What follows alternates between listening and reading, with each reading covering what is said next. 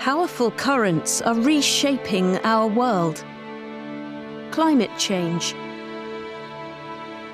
aging populations, inequalities, conflict, and technological advances are transforming the way we live and the health of our societies. While these megatrends bring challenges, they also open doors for innovation and bold, impactful change. To navigate these currents, the second European programme of work will be our health compass,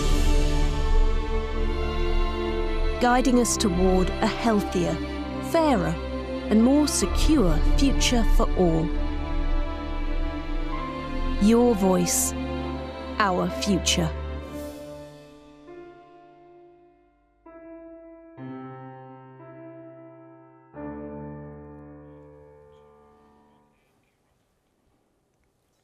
A very good morning, good afternoon to everyone. Thank you very much for joining us today at this hearing. It is my great pleasure to welcome you all to this crucial hearing on climate change and health, shaping a resilient future.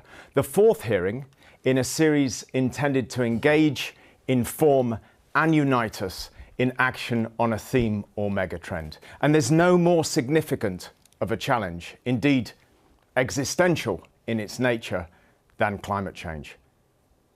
It's not distant, it's not on the horizon, it's here and now, affecting every single one of us, and its effects on human health are absolutely undeniable. Rising temperatures, extreme weather events, air pollution, and shifting disease patterns are placing immense pressure on our health systems. And as everybody here is aware, those impacts, of course, are not just environmental, they're deeply social, economic, and political. So as we gather virtually today, and again, thank you for joining us, we do recognise that health must be at the centre of climate action. The choices we make now, policies we adopt, systems we build, and the investments we need to prioritise can, of course, define how well we protect our populations and future generations.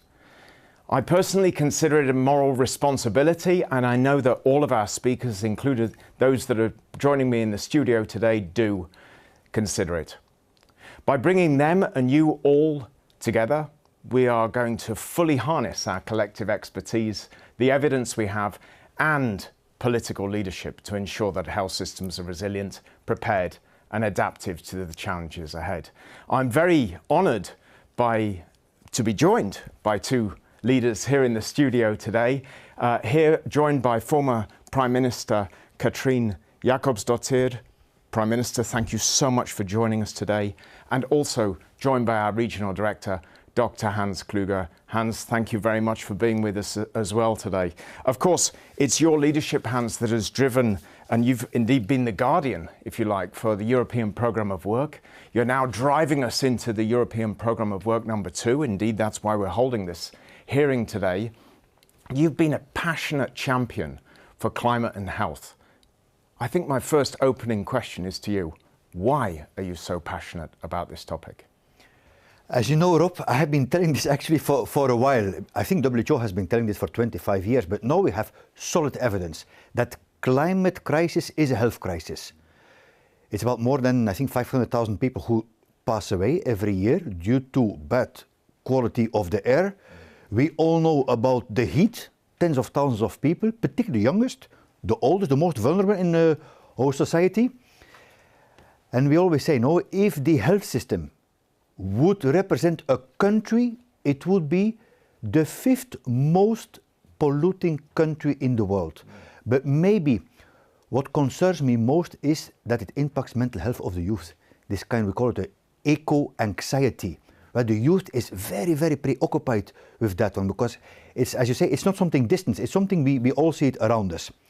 And again, what is our turf? Our comparative advantage, our mandate is to ensure to protect the most vulnerable. Because whether it is the US exiting WHO or whether it is climate change, it are the most vulnerable people who are suffering and will suffer. And previously equity was well accepted. No, diversity, equity is not a given anymore. And whatever happens, we, WHO, have to stand strong that no one is left behind. Oh, absolutely. Now, you've always explained to me, you know, the importance of walking the talk. And you talk about the what, the why, and the how. That's the why. Now, you've also walked the talk in the sense that you were the first leader within WHO to announce the climate crisis as a health emergency. And you've done a lot since during the EPW1 and the period of the last 5 years, and as we're entering EPW2. Can you say a little bit more about the what and the how? Yes, I'm quite a bit of a how man, as you know, but what is also important, normative function. On the how, 2 years ago, we had the 7th Ministerial Conference on Environment and Health, bringing both health and environment together with a major Budapest declaration around the triple crisis. Now we call it the climate change, the air pollution, the loss of biodiversity. And we launched, I think it was about 4 task forces looking at particular topics, each championed by a number of countries. So not WHO, but member states taking action. Then, you know, I'm very proud of the Bonn office that we have, and thank you very much again, Prime Minister, for personally visiting that one with Professor Andy Haynes, our Chief Scientific Advisor. And they are issuing global public goods, like the guidelines on air quality, on heat action, right, preparedness. And then the third one, I will leave a little bit later to our Prime Minister on the Pan-European Commission, that obviously I'm very, very proud of. But as you say, Rob, I'm someone who believes in walking the talk. What is it? And I'm being held accountable also at home, right? So that my daughters are asking, what are you doing, right? Because everyone knows I'm traveling a lot. So it's not so easy in Europe actually to take the train to be connected, but we have to think, because eating less meat and traveling less by plane are the 2 biggies that we can influence ourselves. But also you may remember in the UN city here that it was a bit chilly during the winter, because together with the Danish government we decided to have a threshold on the temperature, put maybe on 1 more jumper, so each of us can do something very, very practical on this climate change. Very good, very good. Yeah, indeed, a personal call to action to each and every one of us. Prime Minister, great again to have you with us. Now, extensive leadership on sustainability and governance that you bring to this table. We'd like to hear a little bit from you, particularly in terms of how you envision the health sector playing a role in transformative climate action. Well, I think, as Hans so rightly stated, that the scientific evidence is very clear, that the climate crisis is also having a severe effects on human health. And I don't want to repeat what you've already said on that. So how can the health sector be transformative? I think when we approach the climate crisis, we need a whole of government approach. You know, a few years ago, the climate issue was kept in the ministries of environment. We need to think differently. We need to take a whole of government approach. We need to think about transport. We need to think about planning. And this is something that we're seeing, and WHO is working on the Healthy Cities program. How do we organize our cities, our urban communities? We need to think about education to tackle the climate crisis. Yes. And we need to think about the health sector, because obviously the climate crisis is having severe effects. The health sector is also responsible for emissions. So obviously we can do better in greening our health sector. But the best thing about this, and the biggest opportunity in my opinion, is that what we do to tackle the climate crisis, the climate action we make, can actually also have a good influence on our health. You mentioned the diets. I could talk about how we travel to and from work, for example. All of this can have a positive effect on climate, but also on our health. I would like to mention maybe 2 more points very shortly, because this whole of government approach is very related to what we call the well-being governance, well-being economy, which really, you know, really comes down to the point that we need to look at everything in context, the economy, the environment, and society. So everything we do really affects each other. And then finally, maybe policymakers need to build on science and data. Yes. And this is a real challenge in our world today. We have so much disinformation, misinformation. We have such different consumption of information for all of us because we are surrounded by social media and all sorts of new technologies telling us different things. So the challenge for policymakers now is really to make their policies scientifically sound, data-based, and I think this is where WHO and the Pan-European Commission can also make a great input. But finally, I think, and that is really the biggest opportunity, what we do for our health can also have a positive impact on climate and environment and vice versa. Thank you so much, Prime Minister. And I'll be inviting you to stick around a little bit and we'll hear a little bit more about the Pan-European Commission on Climate and Health that you both referred to a little later in our programme. But thank you for this initial segment. So, of course, this hearing is all about identifying actions and hearing and listening to those that we have speaking to us today. But also, we need you. And we need you to be active. So if you thought you were going to join us, sit back and listen to an ensemble of amazing speakers that we have for you today, you're mistaken. We have some work for you as well. We would invite you to look at the chat where you will find a question. And that question reads, what concrete actions can countries, regions, cities and communities and WHO take to address impacts of climate change? We are going to kindly ask you to submit your answers through the Pira tool that you see in the chat. The link will be posted in the chat now, as I understand. So I'm going to come back to your responses earlier. I want to hear from you, and I'm going to try and take some take-homes and summarise what we're seeing in this chat a little later on. To help us set the stage, we're also incredibly privileged to hear from two distinguished voices in this field next. Dr. Jane Goodall and Sir Andrew Haines.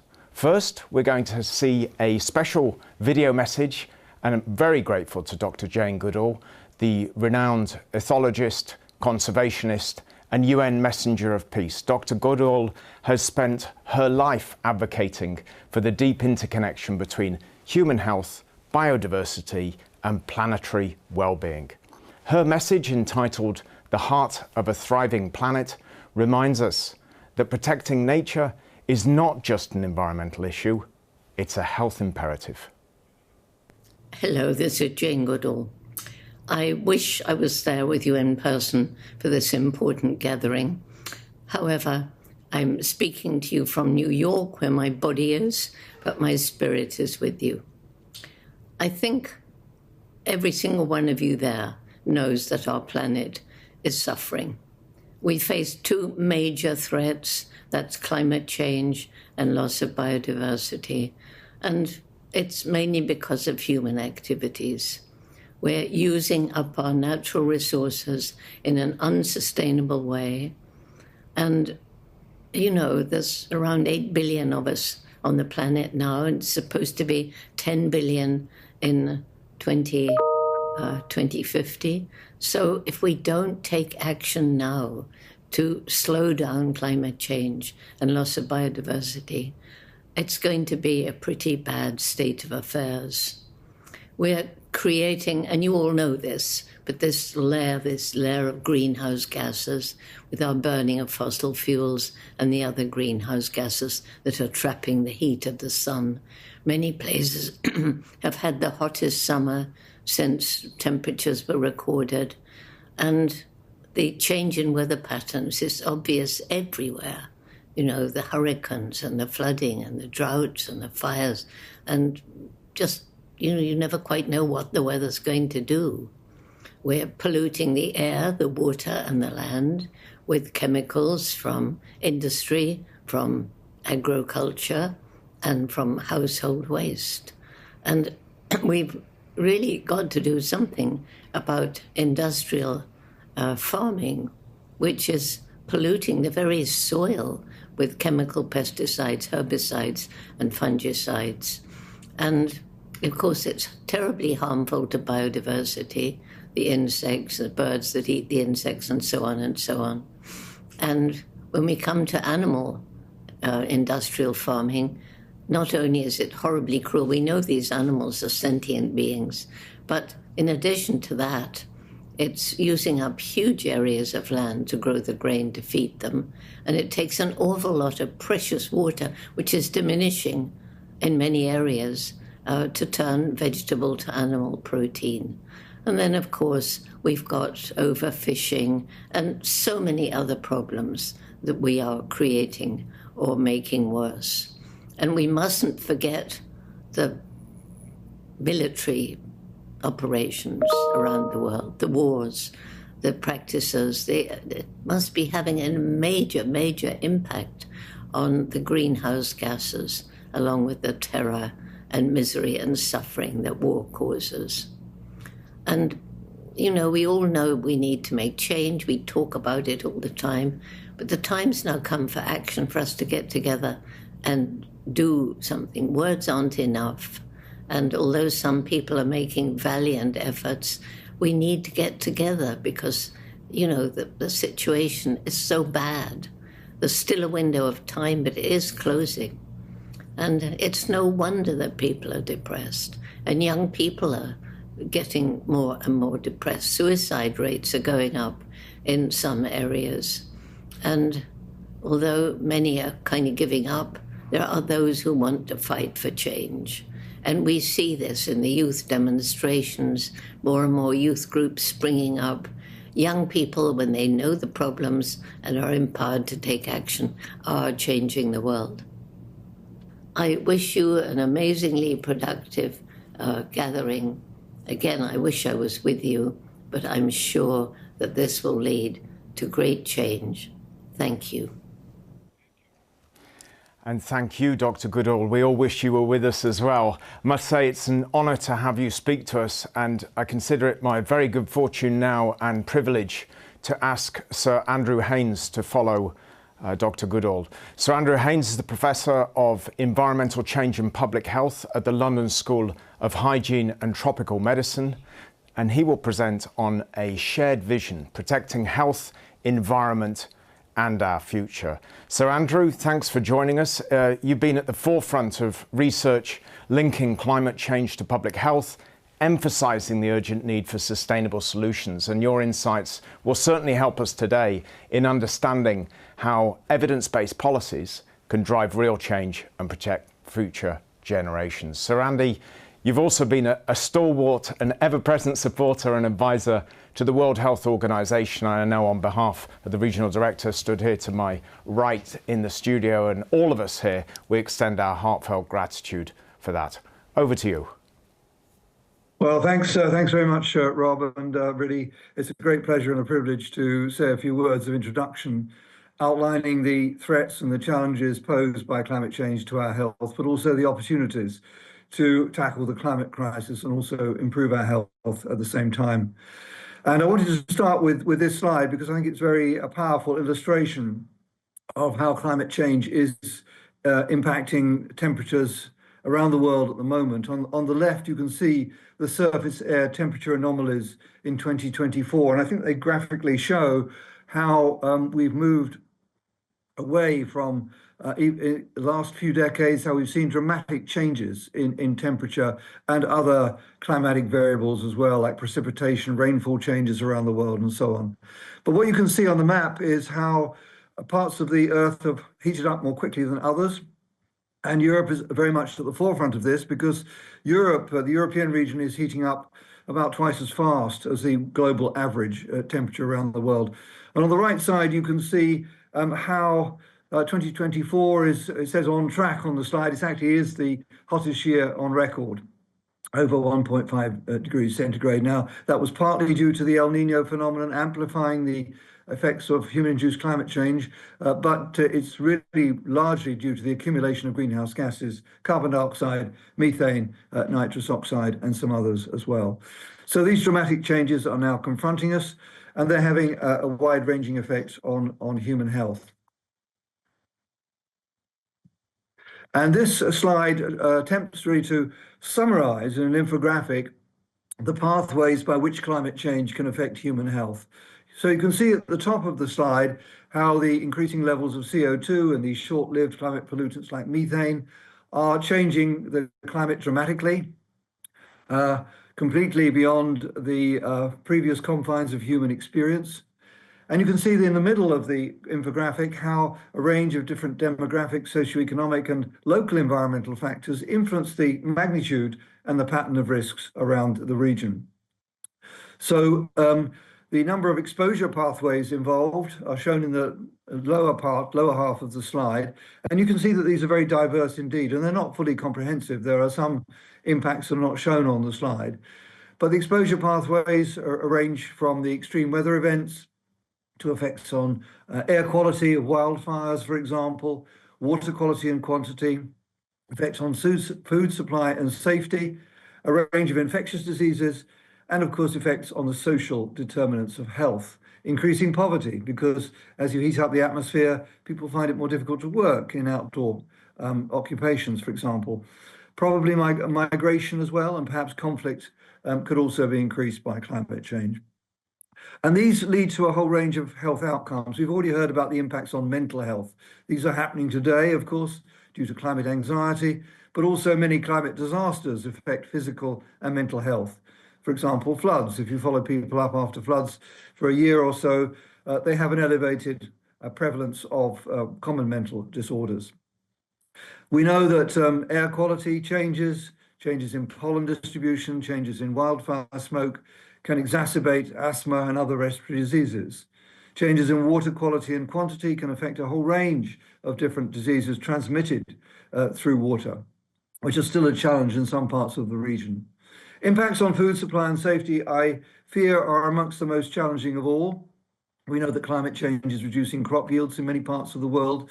Also, as you increase the CO2 in the atmosphere, this can affect the micronutrient quality and quantity of food.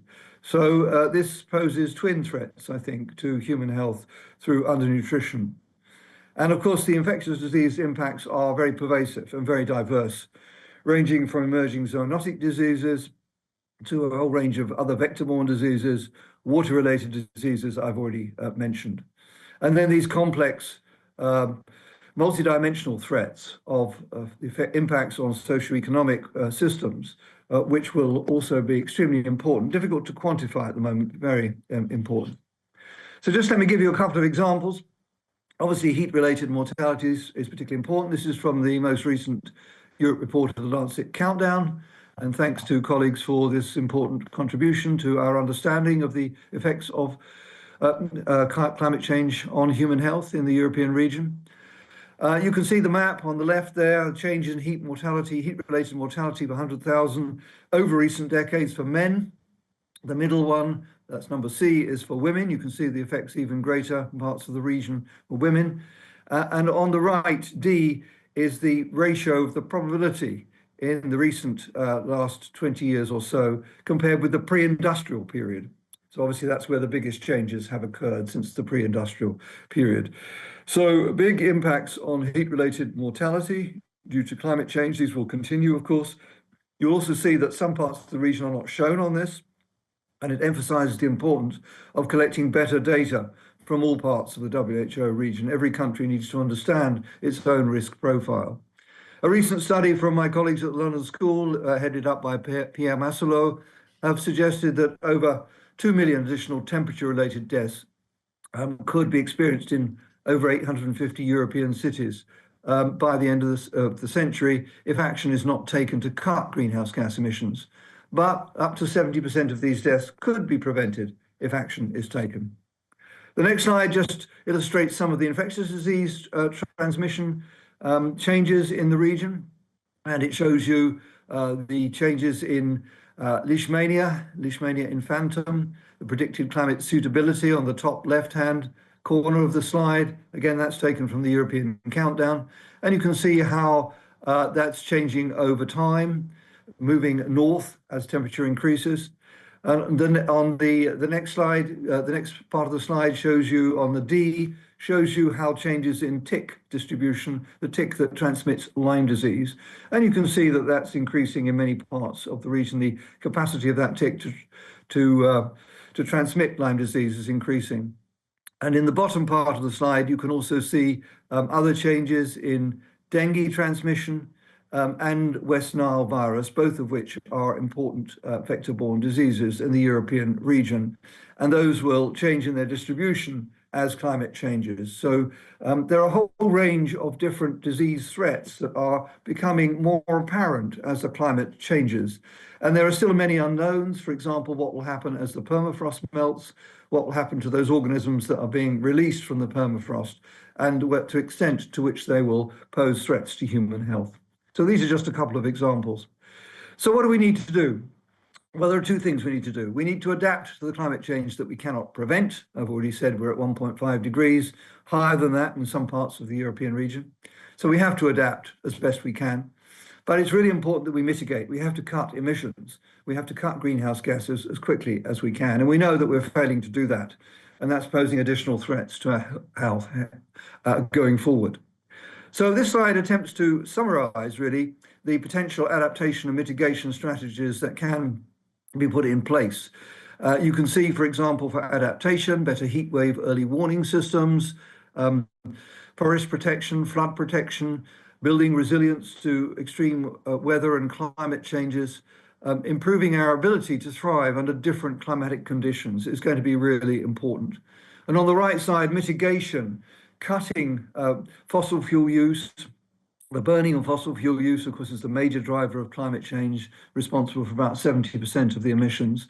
So cutting down on those rapidly, improving industrial processes, moving towards renewable energy, sustainable transportation, energy efficiency, and so on.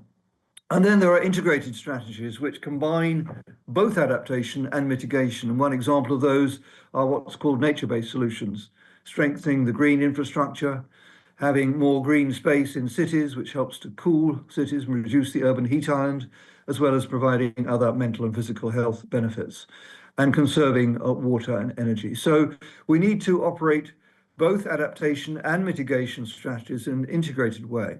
And I think it's fair to say that in general, European health systems still remain poorly adapted to climate change. There's a lot more that we can do to strengthen adaptation adaptive capacity, but also to accelerate movement and action towards mitigation. We know, as we've already heard, that health systems are important contributors to climate change, about 5% of total emissions, higher than 5% in some national emission inventories in parts of Europe. And we already heard that the health system is the 5th largest emitter on the planet if we put them all together.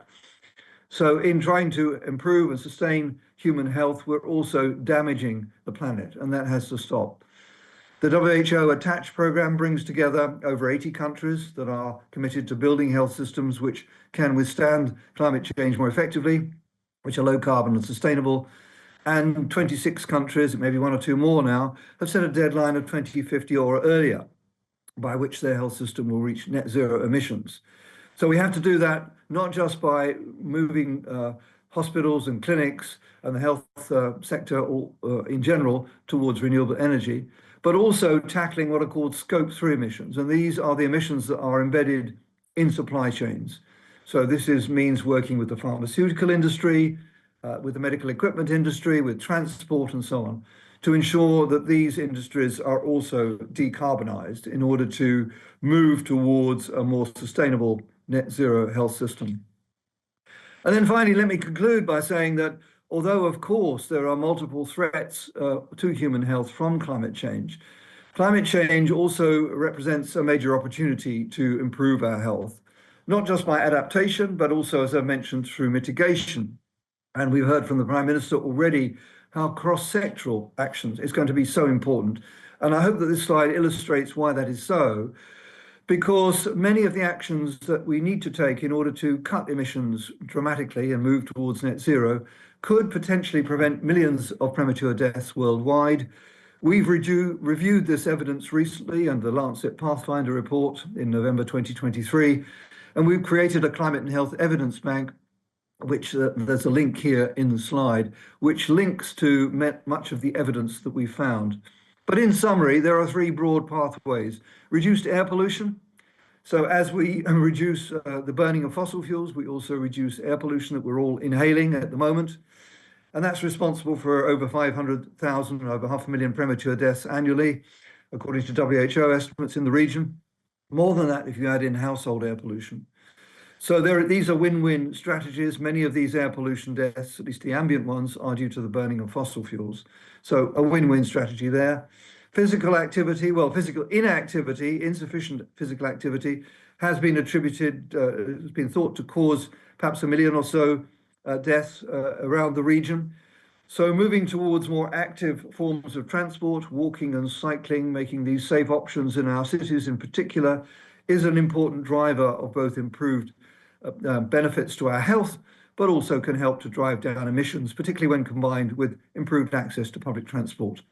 And then finally, moving towards more healthy and equitable, sustainable food systems. We've already heard about the importance of our diets to human health, but also to the environment, both to biodiversity loss and to climate change. And one estimate suggests that perhaps 2.5 million premature deaths annually could be attributed in the region to unsustainable diets and unhealthy diets. So moving towards more plant forward, as some people call them, diets with a much higher consumption of fruit, vegetables, nuts and seeds than we have today, would also help to benefit our health as well as improving and protecting the environment.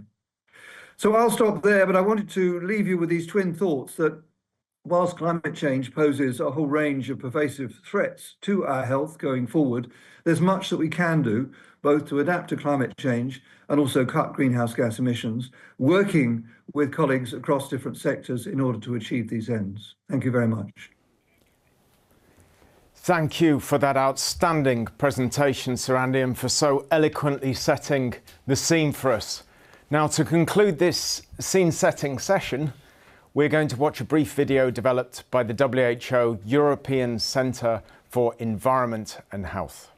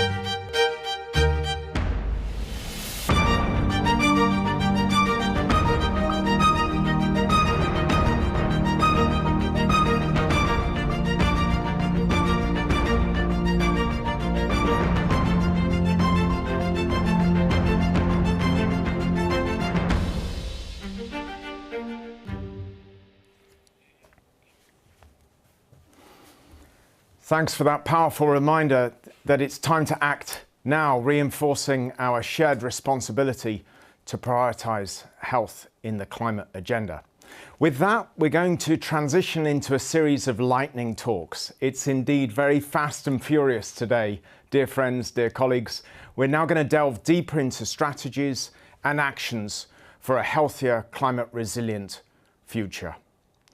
I'm especially pleased to be joined by such a distinguished group of ministers, city leaders, researchers and advocates, each of whom has played a pivotal role in shaping policies that integrate health and climate resilience. Their experiences, and we're very much looking forward to hearing from them, will help us understand what is working, where we need to go next, and how we can accelerate progress together. This conversation, of course, is about learning from each other and finding ways to translate ideas into action. With that, I'd like to turn to you, dear Minister of Health of Slovenia, Valentina Prevolnik-Rupel. Thank you so much for taking time out of your very busy schedule to join us today, dear Minister. Slovenia, of course, has been very proactive in integrating health and climate policies. I'd just like to ask you, if I could, to specifically share legislative reform and policy initiatives from the Ministry of Health that have successfully driven climate action while improving public health. Thank you, Minister. Thank you. It is a privilege for me to take part in the discussion where we all agree that climate change is not only an environmental issue, but significantly affects our health and well-being. It contributes to an increase in morbidity and mortality and puts additional strain on our health system. It can also lead to job losses, to migration, and damages social cohesion, all affecting mental health and increasing inequalities. Most affected are the most vulnerable, people with mental health problems and chronic diseases, children, adolescents, and older people. In Slovenia, in 2023, as we probably all remember, we had the above average rainfall resulting in heavy floods in our country, which underlines the urgency of our discussions, as these events are not isolated and no country is safe. So in Slovenia, we are actively working to integrate climate resilience into our healthcare framework. A comprehensive approach with adequate preparedness for potential crises that includes strong leadership, intersectoral cooperation, adequate financial resources, appropriate community response, and social participation is a key. Speaking of climate change mitigation, health systems do contribute around 4.4%, we heard earlier on, 5% of greenhouse gas emissions. Last year, at the National Consultation on Climate Change and Decarbonization of Health System, we agreed to develop strategic guidelines for decarbonizing our health system. We must give priority to the promotion of green construction in infrastructure renovations and new build, and introduction of green procurement in health sector, for example, in waste management, supply chains, food provisions, laundry, and transport. In Slovenia, we are also currently developing a comprehensive strategy on climate change and health, as well as a carbon footprint calculator for healthcare. It is designed to be adaptable to systems across all small countries. We hope to reduce climate footprint of health sector in a way that will also bring significant savings, and have launched several projects exploring the use of artificial intelligence in doing so. However, we think that mitigation of the direct effects is not enough. Healthcare systems also need to prepare for the increased demand for services caused by climate-related health issues. The storm of spiraling diseases risks and destructive weather conditions is not a distant threat. It's already beginning to unfold. With climate change reshaping the biosphere, pathogens that once seemed geographically contained are now reaching new hosts, humans, farmed animals, and wildlife at alarming rates. This means that our healthcare system must not only mitigate the direct effects of climate change, but be prepared to handle also secondary consequences. If healthcare systems in Slovenia and beyond fail to adapt, they will affect both population health and global stability. This makes collaboration, data sharing, and proactive investment in resilient healthcare systems non-negotiable. In the context of international cooperation on climate change and health, we see WHO as crucial. Appropriate response requires continuous monitoring, surveillance, assessment, identification of trends, development of preparedness plans, investment in capacities, and adaptive actions. It also requires transparency, social participation, and effective communication, contributing to trust in society. Let me conclude this by stressing the importance of meaningfully involving youth. In Slovenia, organized youth adopted a manifesto on climate change and health and committed to take responsibility and contribute to innovative solutions in collaboration with decision makers. Together, we can create sustainable and just future, they say. And yes, it is about their future.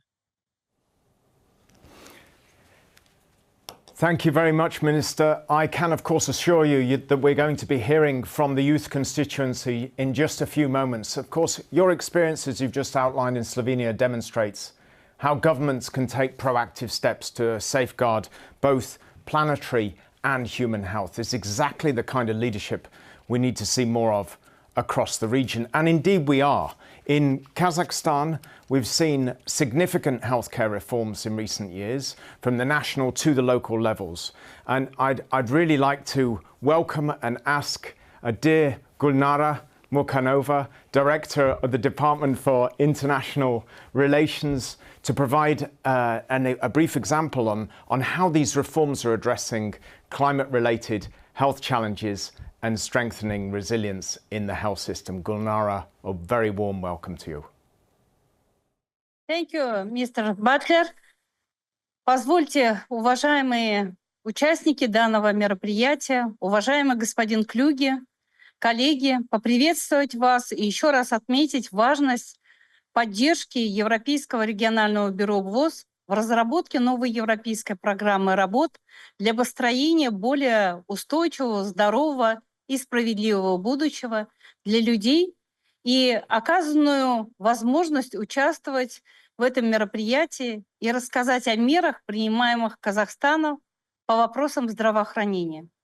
Нарушение привычного равновесия в природе и неизбежные изменения климата требуют консолидации усилий на глобальном уровне, а также активной работы на национальном и местных уровнях для защиты населения от рисков для здоровья и обеспечения устойчивости системы здравоохранения к новым вызовам.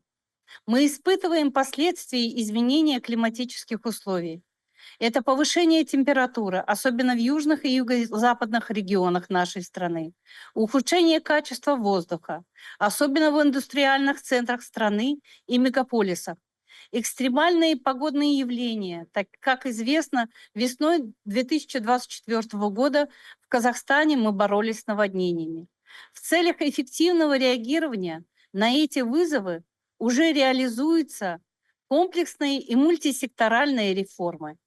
Это включение вопросов изменения климата в национальные стратегии и локальные программы здравоохранения. Второе. Это продолжается укрепление инфраструктуры здравоохранения для подготовки к природным катастрофам и эпидемиям, вызванным изменением климата через инвестиции в устойчивую зеленую инфраструктуру при строительстве больниц и клиник с использованием возобновляемых источников энергии, энергоэффективных технологий и применение зеленых технологий в производстве медикаментов и медицинских изделий. Третье. Ведется работа по повышению осведомленности и санитарной грамотности населения для обеспечения их адаптации к изменению климата и смягчению воздействия факторов риска. Это перегрев, дегидратация или профилактика инфекций, передающихся через воду. Четвертое. Продолжается совместное межсекторальное усилие по улучшению качества и обеспечению доступности воды и санитарии, особенно в удаленных регионах, где засуха и наводнения могут привести к нехватке воды. Принимаются активные меры по профилактике и готовности к возникновению инфекционных заболеваний, распространение которых усугубляется и ускоряется при ухудшении погодных условий. Особое внимание уделяется защите уязвимых групп населения. Это пожилые люди, дети, люди с хроническими заболеваниями. Учитывая географические особенности нашей страны, интенсивное развитие промышленности и индустрии, а также наличие территорий, официально признанных зонами природной катастрофы, мы в очередной раз поднимаем вопрос о необходимости изучения ситуации с участием международных и отечественных экспертов, разработки системы мониторинга ключевых специфических экологических угроз общественному здоровью и совместной выработки основных на научных доказательствах подходов к оценке влияния на здоровье. Мы открыты к сотрудничеству и рады участию всех заинтересованных лиц и доноров для проведения широкомасштабных научных исследований, которые, мы уверены, имеют огромное значение не только для Центральноазиатского региона, но и для Европейского региона ВОС в целом. Объединив наши усилия, мировое сообщество будет готово к вызовам, существующим и возникающим при изменении климата. Я благодарю вас, уважаемые коллеги, за внимание. Spasiba, Dr. Mukhanova. You highlighted 2 points very loud and clear. Kazakhstan's strong commitment to making health policies more climate smart and the importance of having different sectors around the table. Indeed, that was a point that the Prime Minister Jakobsdottir and Sir Andy Haynes stressed just moments ago. I'm looking forward to also supporting with our colleagues in the Centre, the European Centre for Environment and Health, the environment and health impact assessments that you're looking forward to doing in the coming months on the catastrophic environmental disasters occurring in the Caspian and Aral Sea regions. Now, I would like to hear from the Flanders region of Belgium, which has a strong track record in linking environmental and health policies. Heiko van Mulder, thank you so much, Heiko, for joining us today. You're the Chief of Cabinet of the Government of Flanders. Heiko, based on your experience, what are the key lessons in integrating health and climate strategies to create more resilient and healthy communities? Thank you.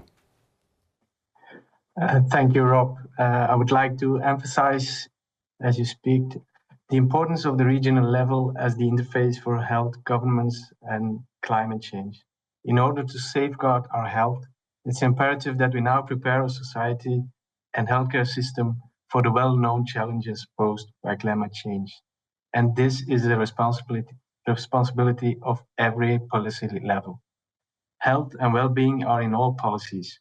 We know that action in our living environment results in health gains. And similarly, I dare to assert that actions in healthcare have an impact on the environment. And for us, there are 7 factors to determine the success of environment health policy. Firstly, there is the need of a mandate anchored in legislation. In Flanders, the concept of health goals is anchored in the 2003 Prevention Decree. And recently, the Flemish Parliament approved the objective of environment healthcare. By 2030, we want to reach a tipping point where the increasing environmental-related diseases burden is reversed into a declining trend. And this legislation must evolve into a clear structure to support both municipalities and health professionals. Therefore, we provide a locally embedded network of health promoters with experience. We put action plans into practice tailored to the various target groups and mostly to vulnerabilities in our society, orientated from the citizens' own setting and their living domain. Therefore, participation is essential. More than 70 organizations in Flanders participated in establishing the Environment Health Goal, the roadmap to climate neutrality from the healthcare sector was developed within our National Environment Health Action Plan, where the regions collaborate with national entities. And in our own Flemish Green Deal, companies and healthcare institutions are triggered to share their best practices on innovative solutions and climate resilience and climate neutrality. Other success factors for us are internal and external cooperation, the well-known principle of health and well-being in all policies, the need for a sustainable approach, and the importance of communication. There are obvious success factors. And last but not least, we need data and indicators. It's like Sir Andrew said, here I want to bring the principle of population health management to your attention. The key is to use science and to listen to the needs of the people. There's an emphasis on our health capacity building for maximal impact. It's important to share these kinds of experiences, methodologies, good practices, living labs, and so on, in a peer-to-peer setting between regions. And therefore, in September, Flanders will undertake a concrete initiative to this, supported by the WHO regions for the Health Network and the Small Countries Initiative. Thanks very much. Thank you, Heiko. And what stands out particularly from what you've just said is the ability to bridge the difference between policy areas effectively, turning climate challenges into opportunities, if you like, for better public health. Absolutely crucial, of course, as a lesson for us all working at the intersection of these fields. Thank you very much again. Next, I turn to Dagur Eggertsson.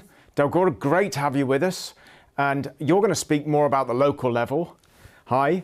Dagur, Hi. During your tenure as Mayor of Reykjavik, you set incredibly ambitious sustainability goals, including carbon neutrality by 2040. So I wonder if I can ask you, what are some of the key strategies that cities can particularly adopt to integrate climate policies into urban planning while, of course, prioritising public health? Dagur, please.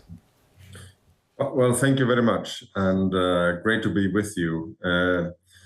First, I think we should bear in mind the importance of cities in this context. Already in 2007, 50% of all the population of the world lived in cities. And before the end of the century, we predict that up to 90% of all the population of the world will live in urban areas. So cities, both as a source of pollution and emissions, is a part of the problem, but they are also part of the solution, surely, by being effective and focused on dealing with climate change.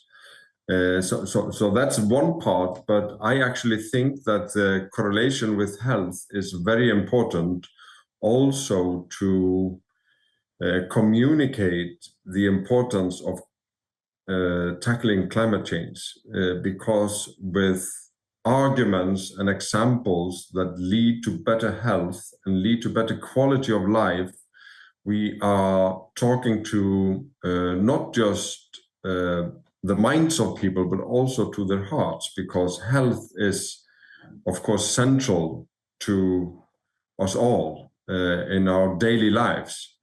And I didn't understand this fully until no other than Arnold Schwarzenegger, the former governor and actor, said this with his master skill of communication, that in the climate discussion that can be very abstract, we should put health at the center of the arguments. Examples from Reykjavik, where I was mayor for 10 years, can illustrate this. I have a background in medicine, and public health is very close to my heart. Reykjavik is not the most polluting city in the world, far from it, because our older generations used geothermal energy to hook warm water to every house and every company running to lower emissions and keep us warm, and we need that. So our biggest task is to turn away from planning from the 60s that planned Reykjavik as a car-dependent industrial city to a more sustainable city where we focus on boosting public transport, but also talk and develop our plans with the youngest generation, with the older generation, because the big challenge here is to get people out of their cars, and you do that best with good city planning, creating an interesting city, more sustainable neighborhoods where you can reach everything within 15 minutes or so that you need for your daily life. And by putting up programs focused on how children go to school.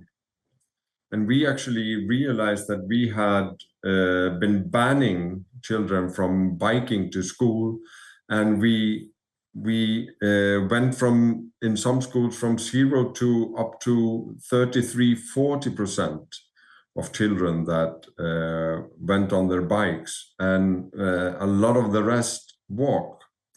So with these different kind of small scale initiatives, we are doing many things at the same time, dealing with climate, increasing public health, creating a more interesting city in collaboration with our citizens, with our children, with people of all age groups.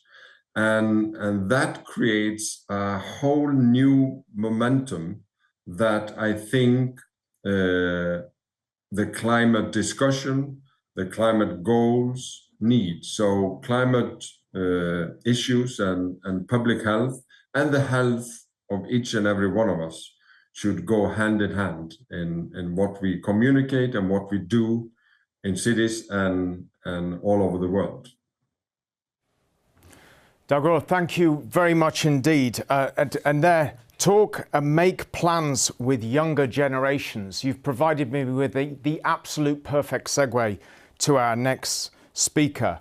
Now, youth engagement is absolutely essential for driving long-term climate and health action. And it's a great pleasure for me to welcome Katja Cich, the member of the WHO Youth Council, is with us here today to shed some light on a question I know many of us and many stakeholders are asking themselves. And Katja, that question is this: how can governance structures be improved to meaningfully include young people in shaping policies that address these interconnected challenges? And Katja, I would say to you and Nina and to Mark, who are our next three speakers, I'm going to have to ask you to abbreviate your responses because we're a little short of time. Thank you. No problem, and hi everyone. It's a very weird time we're living in, a time of permacrisis and our planet on the brink of collapse, when solidarity shouldn't be considered a radical act, but should instead drive radical change.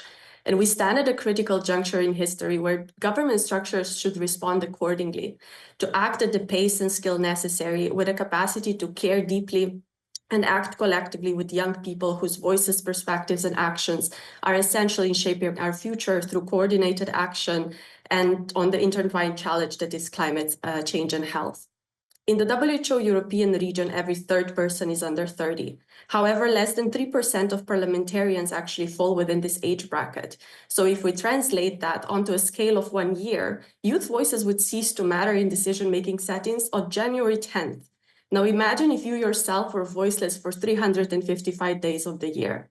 Youth engagement is not just token inclusion in policymaking. It's fundamental for driving long-term meaningful climate and health action. However, despite the crucial role, young people often face exclusion, which stems from governance structures that are outdated and not designed to incorporate the perspectives of future generations. First, we need to prioritize youth representation by creating formal spaces at all levels of decision-making, from local councils to international platforms like the WHO Europe's Youth for Health Network, to make sure youth engagement is not limited just to advisory roles.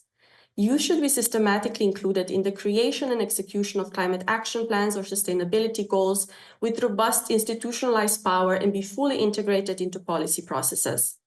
We should involve young people in urban planning, green hospitals projects, local environmental regulations, you name it, anything affects our daily lives. And governance should create mechanisms and use accessible formats for youth to engage directly with them, as even in public consultative processes, young voices are severely underrepresented. And we cannot have this discussion without mentioning education or finance.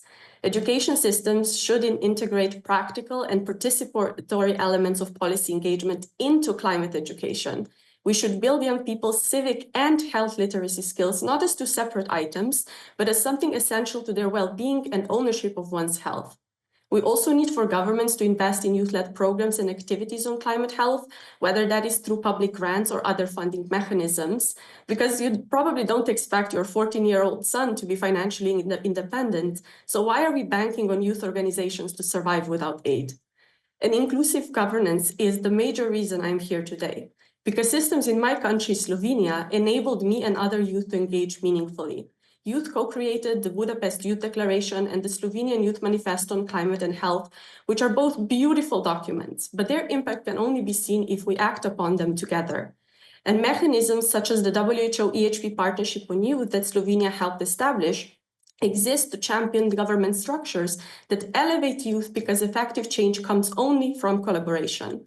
So governments, I call on you to lead and rise to the occasion. Fires and floods should remain extraordinary, not a staple in our lives.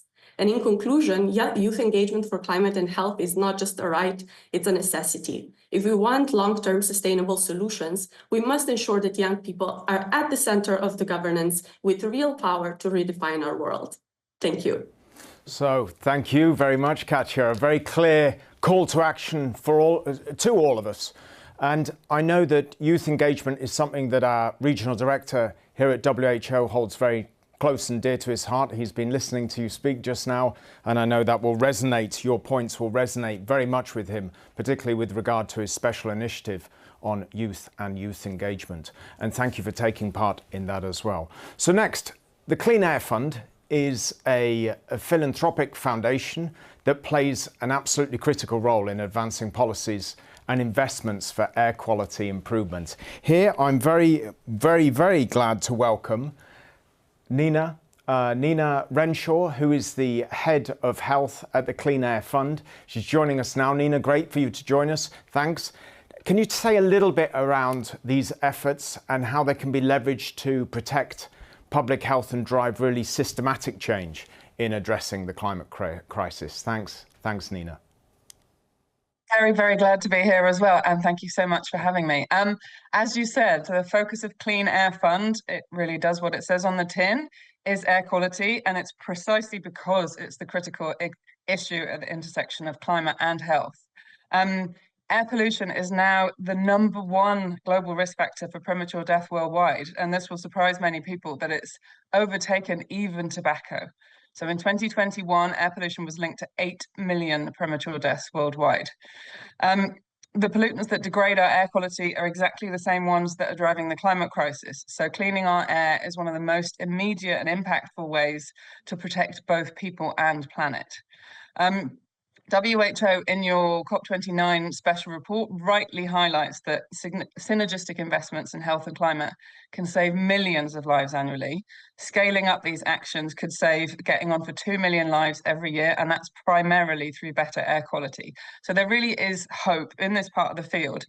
A rare glimmer of good news from the latest climate countdown is that thanks to coal phase out largely, deaths attributed to fine particulate matter from fossil fuel combustion in particular fell by nearly 7% in just 5 years between 2016 and 2021.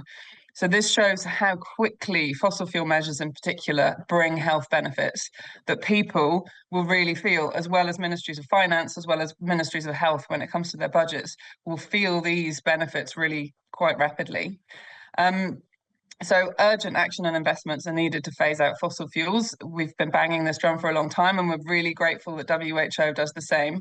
It means, quite simply, prioritising energy efficiency and ensuring cleaner energies are going to displace fossil fuels as quickly as possible.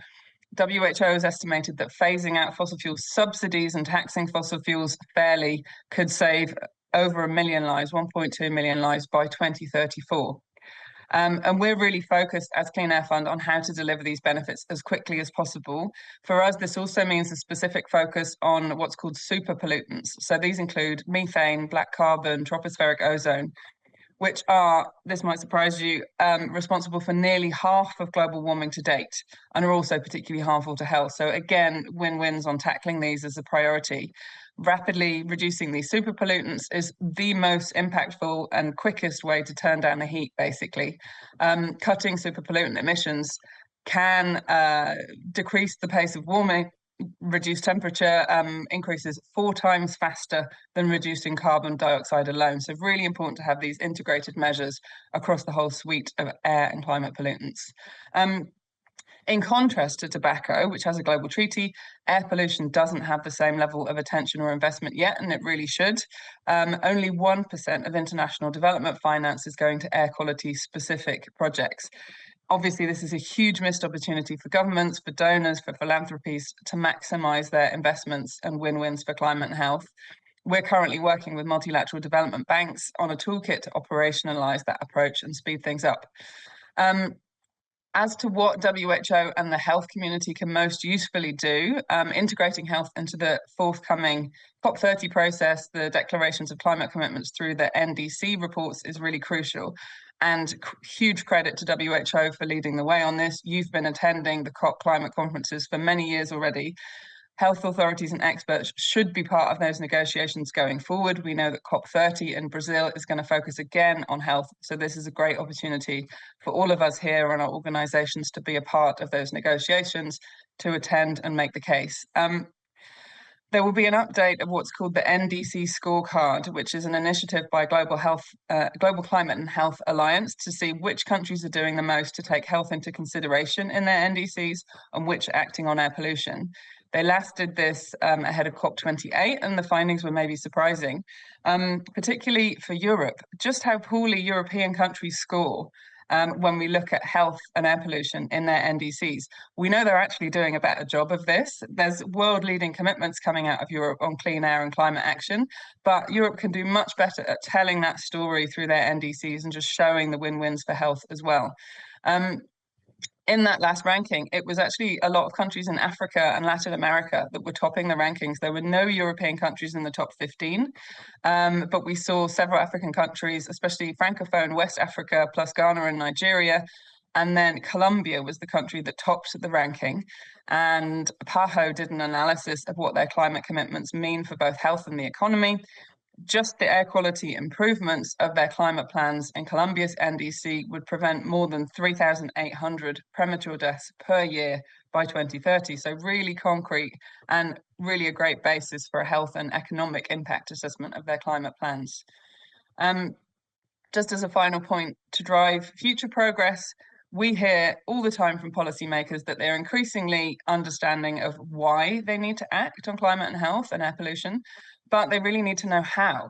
And they want evidence of the measures that really work and have already delivered real-world benefits for health in particular, and that across different economic contexts. So the health community, WHO, can really help by demonstrating this, presenting case studies of measures that have worked in different places, and we can be advocating as a health community for real solutions that actually cut emissions. So we're not talking end-of-pipe fixes like filters or smog towers. We're talking about measures that really cut emissions. Thanks. So one of our partner organisations in Europe, the EEB, has just published a study which shows the top 10 measures that make sure that EU countries can meet the Ambient Air Quality Directive standards by 2030.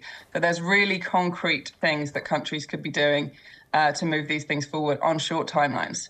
Nina, thank you. Thank you very much. I've got to stop you there. I'm going to have to move us on. I'm sorry we're over time. I'm very grateful that you've joined us today and that you've really emphasised that more focus needs to be on this space around air pollution particularly, and grateful for the partnership that we have with you, with WHO. Very grateful you could join us today. Next, I've got to nudge us on, forgive me, to Mark Neuenhuizer. Mark, I could listen to you all day, but unfortunately you're our last speaker. We've got very little time left. You're, of course, a senior researcher and director at the Barcelona Institute of Global Health. Can you share specific examples of cities implementing smart urban design to mitigate health risks and related to climate? And thanks again for joining us today, Mark. Yeah, thanks of being here. I think, first of all, I think there's a bit of good news here as well. I think good urban planning and climate action greatly benefit health. They are often linked and often are interchangeable. We also know that there are many cities at the moment that are taking urban planning policies or introducing urban planning policies that reduce CO2 emissions, and that also improve health. I mean, for example, what we heard before, shifting car use to public and active transportation, and also providing more green space.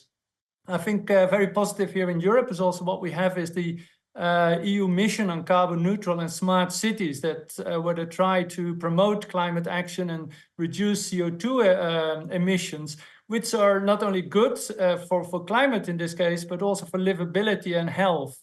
Unfortunately, health is not as much measured yet in the mission, and that should be done. We know that in cities, public space is very scarce and precious, of course.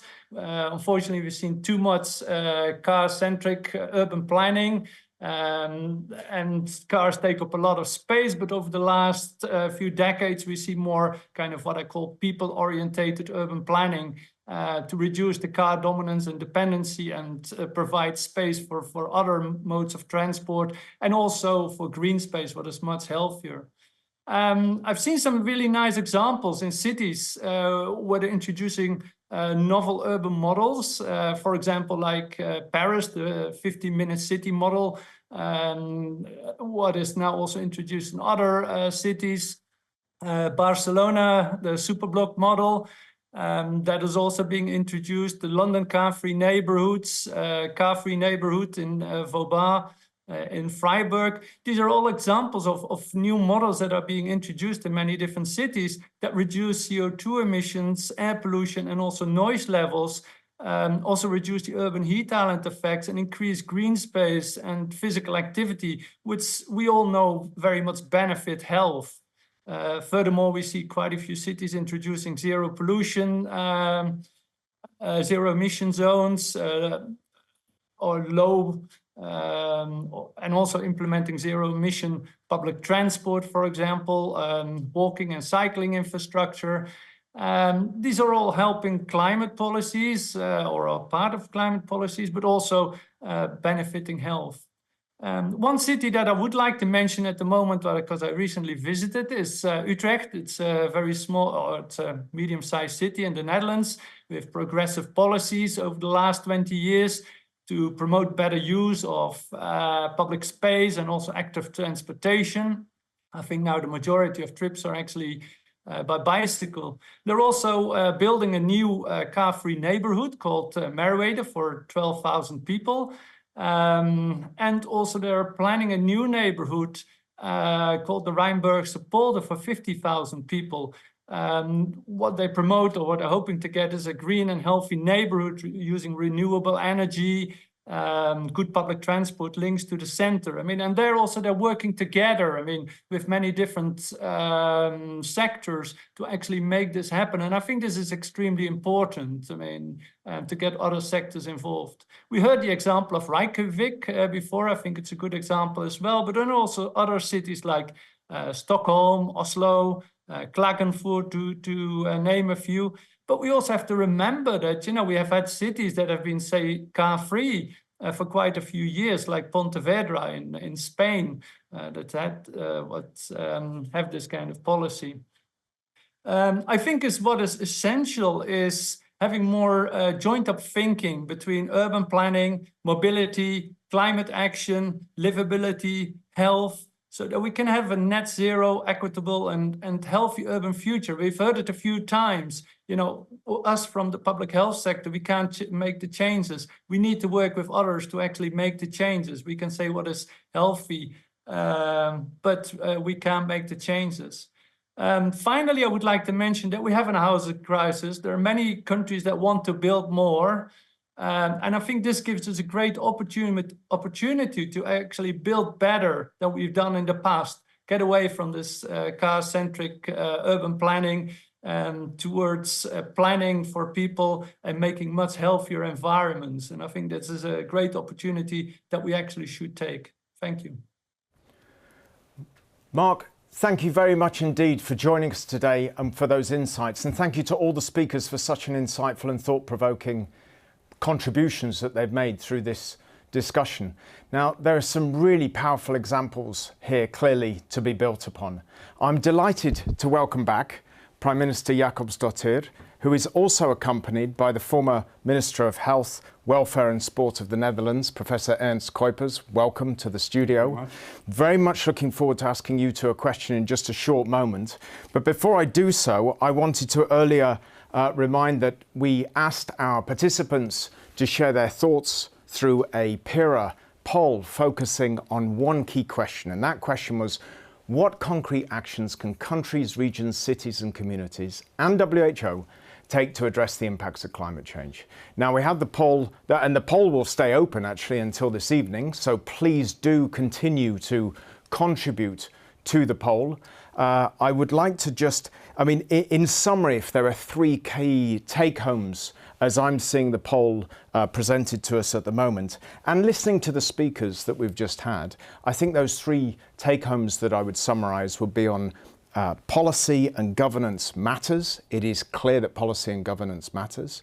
The second would be that cities and communities are certainly at the forefront, and we heard from both Mark and Dalgor on this and previous speakers. And then thirdly, of course, that inclusion and participation is key from different sectors, from different age groups and different communities. So I'd like to turn to the two of you now. Earlier today, we heard from the regional director, as we did yourself, Prime Minister, on this Pan-European Commission on Climate and Health that the region is bringing forward. I wondered if you could say a few words, given your extensive leadership experience, on what your vision is for this commission, and what would you say you see as its key aims and its scope? Well, thank you, Rob. During my time as Prime Minister of Iceland, climate and health were actually core issues and very close to my heart. Actually, during my time, we implemented into legislation that Iceland should receive carbon neutrality no later than 2040.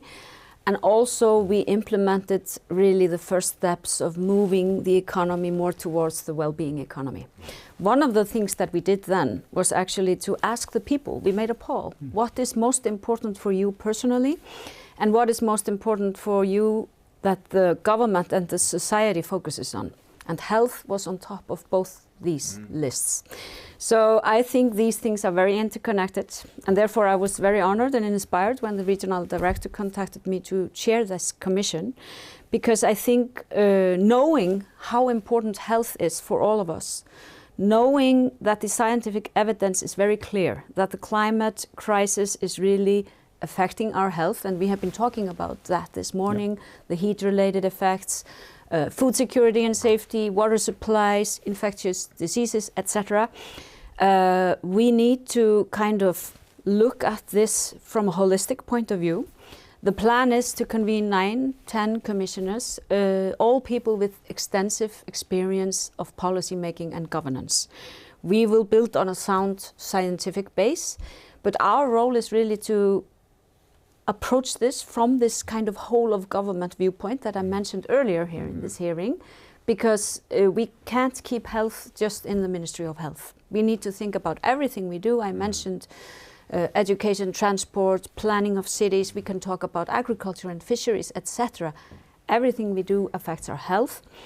And what my ambition is that we can actually make pragmatic and doable recommendations for policymakers in the region to bring, to put evidence into action, to make suggestions that are both good for the climate and for the health, both adaptation and mitigation, because as mentioned earlier, we can do a lot for our health that actually has great benefits also for climate. And I think what we have been lacking is that often our governments are too kind of silo-based, that we need more kind of interaction between different ministries. We need to be very pragmatic, and we need to think about, as was mentioned here in some of the lightning talks, sometimes we need to think small to be able to let it grow to something big. So we need to start locally to have that global effect. But I'm looking very much forward to this project.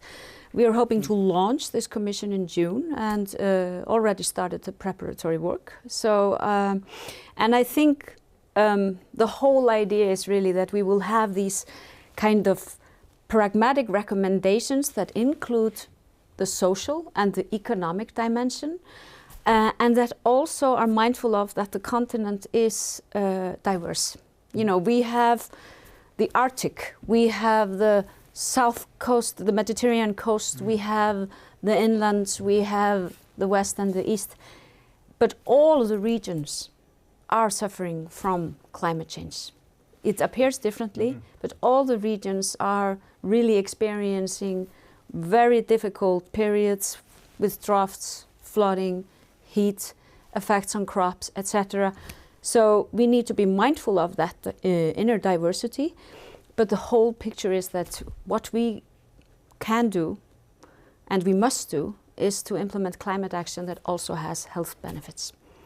Thank you. I mean, clearly a focus, a very bold agenda focused on a practical framework and pragmatism to really help steer action at not just governmental level and leadership level, but at local level. And I think that's really resonating with a lot that we've heard today from the speakers indeed. If I can turn to you, Professor Kuipers, we've just heard, of course, on the focus of this commission. Now, as a long-standing champion for climate and health, I mean, you really drove forward the negotiations and progress on the World Health Assembly resolution on climate and health, the first of its kind globally.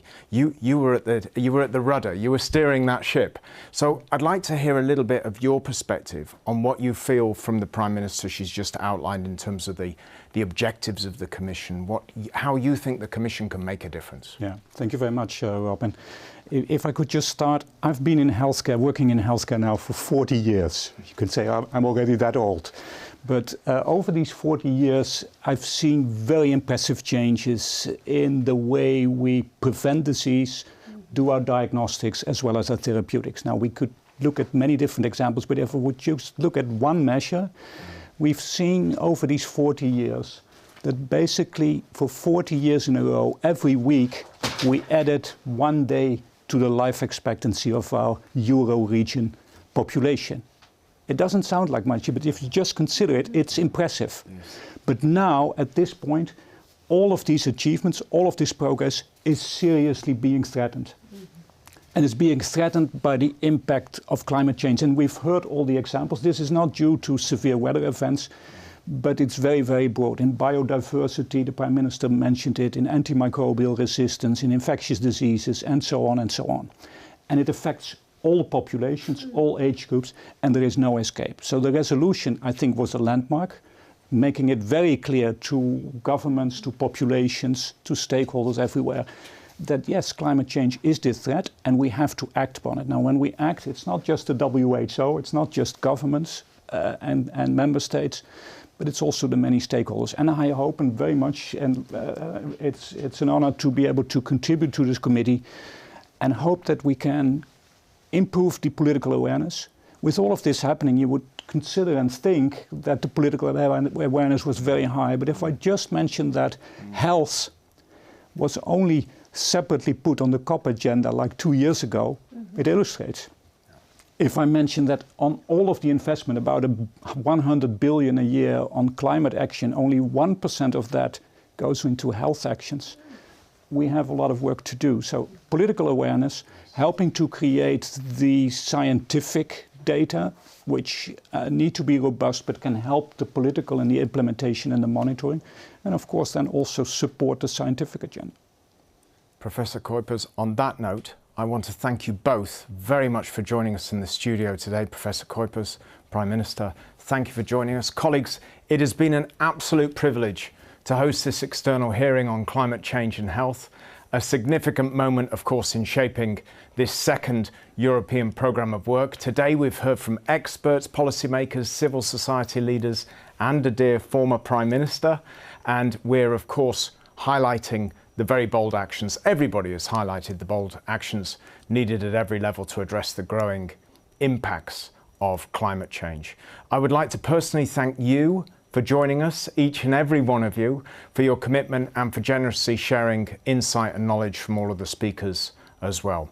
Indeed, this crisis has very severe consequences for our societies, our economies, and, as we've heard, sadly, our future generations. But we've heard today how we are far from powerless, and often we spend too much time focusing on the doom and gloom and not enough time focusing on the solution. I feel today we've taken a huge step forward in focusing on the solution and not overthinking the problem or admiring the problem, which we have a habit to do sometimes. The new European Programme of Work, of course, will place climate change at the heart of WHO's work in Europe, ensuring that our health systems are not just resilient, but proactive in tackling these challenges. And as we've heard today, we must really turn this ambition into action. So this concludes the first part of our hearing. Now we're going to take a few minutes break, about 6 minutes break, if we could, please. A short bio break, go and get yourself a cup of tea, a cup of coffee. Make sure you return, please, in 5 minutes' time at 11:30 sharp, where we can dive deeper into the challenges and solutions we've discussed today. We have 5 very exciting breakout sessions looking specifically at equity, health security, health systems, non-communicable diseases and mental health, and last but not least, communicable diseases. So there's something there for everybody. So as you take a moment to stretch, of course, take a short break. We invite you to join one of these sessions. To join the breakouts, please go back to the lobby and by clicking the link that is now posted in the chat. You can then select the breakout you would like to join. So please, please do so. I thank you again for your dedication and commitment. It has been a true privilege to lead today's productive conversation and learning from you all. I bid you all take care of yourselves, take care of each other, and when we get there, enjoy your weekend. Thanks very much.